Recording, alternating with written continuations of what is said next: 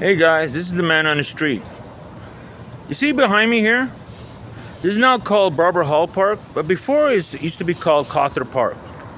25 years ago, before you see right behind me here is the playpen for children, and right behind me is over there is for dogs and their fellowship of other dogs to play and be able to converse and actually enjoy the festivities here, like in the summertime, any other place like me growing up, in the same pool right behind here. Now, this park is synonymous to a lot of activity.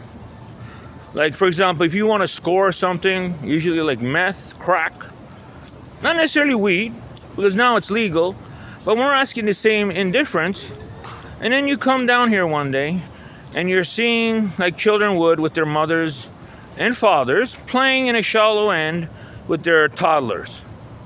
Right? And then you come over here and there are people, about 12 to 24 feet away, smoking dope, drinking beer, right? And jostling around, thinking like ogling these people. Now, I said this, hey bro, man, these are children here. Maybe you want to just smoke it somewhere else, knowing that there's children there. We want to add indifference. But then again, you pass by, no fight was started. And then one day I was coming here and unbeknownst to me, I'm walking here, some guy bashed me.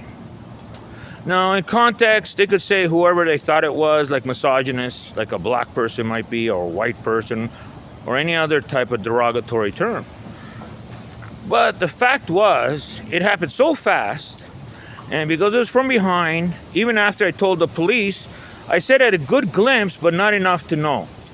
And that's when I knew, when I woke up from there, I felt a hollow abscess, like like they're saying, like you have a cavity in your teeth, and there's a hole in it if you don't treat in it. But this is my cranium. Now this happened almost 23 years ago when I first moved in here. So I woke up, and my first thing, I felt a lot of pain, and I wept in tears. Like it was so extremely, and I can't believe. At this time, there's two other guys here who were saying, and he saw me, and he could have seen what happened. Now, nevertheless, I went home and I called the ambulance like you should. And he said, what happened? I was assaulted at Cawthor Park. Ambulance come, and now here, because I'm nervous of the whole conditioning, like I'm consciously trying to be aware after such a conscious. Like, I put it this way, when I tried to touch my head, I couldn't feel it. Now, after the ambulance and the police were called, right after, the ambulance came with their oxygen, and they came in. Here I am smoking a cigarette. And the danger is sorry with that, but, I'm trying to comprehend what happened, and I'm conscious. And after a while, they didn't service anything. They just said, what's wrong, buddy? And they left.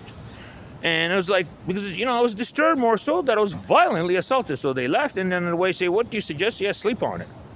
That's the last thing you know. Within a minute, when they left, the police knocked on my door. Now, they all know who the players are and the witnesses who witnessed it, right? But the real argument is, when the police knocked, and I was knocking, and like I know who his face is and I know who they are, but I'm not here to put words in your mouth or name names. And I looked, and they're knocking, I looked in my people, and the guy's laughing, chuckling, right? Like, can you imagine going down and finding a deceased body, and the cops come there, and they're not laughing after them? Maybe they don't know, but they knew.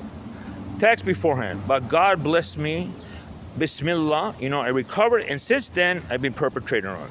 Now, these are the things. Once they start realizing they're neglecting citizens, myself, regardless who I am and who I'm not, they don't have the right to do that. In particular, where I live, this continues. These are the type of atrocities that the people can use in court, even though when you're saying you're being threatened with guns and knives by your people in the building, you're trying to subdue that to say, hey, I'm not trying to bring trouble, but damn, if you have issues, then let's take it outside. This is the man on the street.